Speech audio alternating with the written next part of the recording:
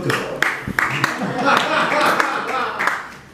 I'm so pleased to be here, and I want to start by thanking you all for coming out. Look, I'm so delighted for this. But let's get to know each other a little bit more. Hey, Glenn, let me ask a show of hands. How many of you actually saw The Grateful Dead with Jerry Garcia? Good God, everyone. What a surprise. Now, how many of you saw any of the post-Jerry bands, the other ones, Phil and Friends? Whew. All right. How many of you would personally identify as Deadhead? Yeah. Well, I'm really glad you're here. I'm not a Deadhead. I've never thought of myself as a Deadhead, but I'm a huge fan of the band. I first saw them in April 1966 at some teen dance in Berkeley with a band from Sacramento called the Union Jacks, and barely noticed them. But the next year, you couldn't get away from them. They were just everywhere. They were on every bill. I remember them opening at a Fillmore show in early '67 for Chuck Berry. Chuck Berry being somebody that I would have wanted to go see, and had to wait through the Grateful Dead. They just blew me out that night. They opened the set with Big Ben singing Good Morning Little Schoolgirl, and it just, you know, from that point on, I made note of the band. Being around this group ever since then, you know, what we might laughingly call my entire adult life. I did my first interview with Jerry Garcia in 1970. I was 20 years old. And I came to know over the years of, I went to work for the Chronicle shortly thereafter as a pop music critic. And I was determined that the San Francisco Chronicle should be the market leader in Grateful Dead news. So whatever the Grateful Dead did, I reported on it. And over the course of the years of doing that, some 36, 40 years, I came to know not only the members of the band, remarkable guys, every one of them, but also their often equally remarkable associates. And I always wanted to write a book about the Dead. I actually thought I had back in 1994 when I published a book called Summer of Love, which was more of an ensemble piece about the entire San Francisco scene. But to me, the Dead were the stars of the book and the ones who stayed true to the code. But it wasn't really received that way. It didn't register as like Dead literature, you know what I mean? That job would be handed out to people like Blair Jackson and David Gans and Dennis McNally and even David Brown out of New York.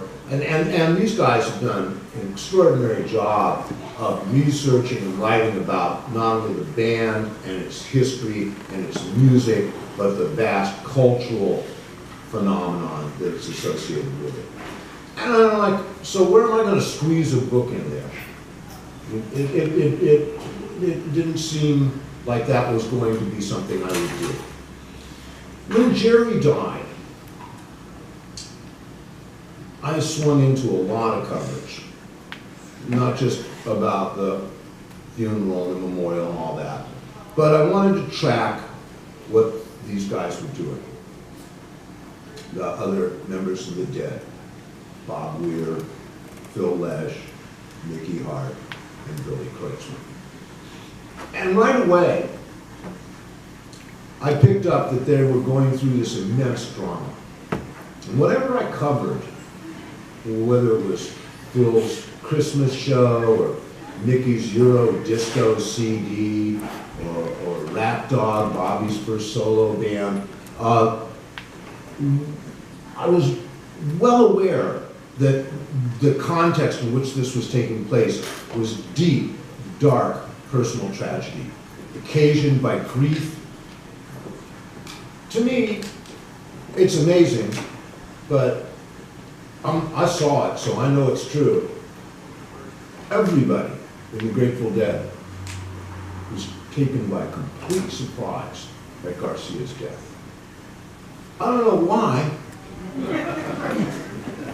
I wasn't. You know, they did 90 shows a year during the 90s. They were picking up about 50 million bucks every year doing it.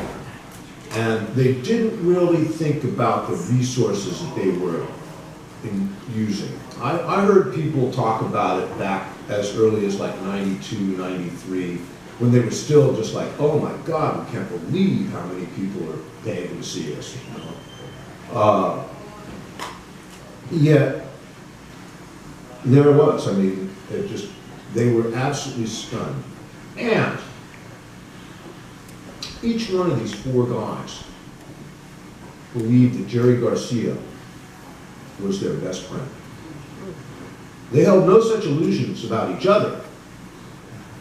But Garcia was the hub of this wheel. And without it, all four of them went into a complete free fall. They needed to find out who they were to each other, and what the Grateful Dead was, because they didn't really know. So, I started to realize that this was a book around 2006. And there was a convergence of events that made me think that. And as a result, I ended up learning a really important lesson about writing books and working in the publishing industry. In 2006,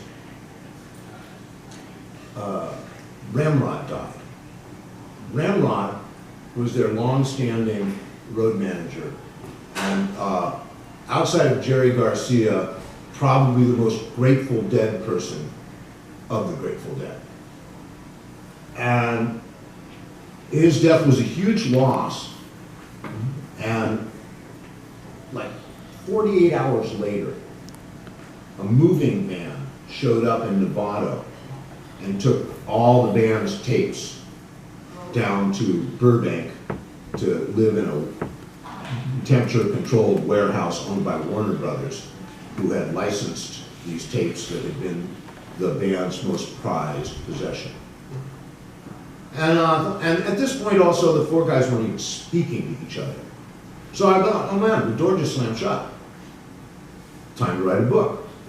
So I put together a proposal, and everybody who read this thing just laughed at me. Oh, great downward spiral, Selvin. It just gets worse and worse and worse and then ends. So I came to understand that books needed to have some kind of redemptive conclusion. You know, for a happy ending, well, that's a lot to ask for, but redemptive conclusion. I had already known that books needed to have a beginning, a middle, and an end. You don't need those for newspaper articles. So that was less than enough. But then when I realized I had to have this redemptive end in my book, I just didn't see it, and I put it away. I didn't think about it again for many, many years. When the Fare Thee Well thing happened, I was in the middle of writing a book about Altamont, and I volunteered to go cover the first show at Levi's for the Chronicle, because I thought the Chronicle readers deserved to have an article written by somebody who had actually seen the Grateful Dead. And I went down and saw the show. I immediately was blown away by the audience. The Deadheads showed up that day with their A game. There was so much joy and so much goodwill and honest to God, brotherhood, the sense of like, you're here, you're part of this. Now the band on stage, they did what they did.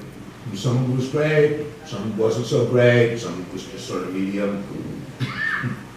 It didn't matter. This was a Dionysian revel that encompassed all the participants. And the audience was the one that made that show what it was. I went back, working on my book after I wrote my little review, and didn't really think about it too much. Until like a couple weeks after Chicago, I ran into Mickey Hart, the drummer for the band, and he was transformed. He had found some kind of closure that he didn't even know he needed. He was complete, whole.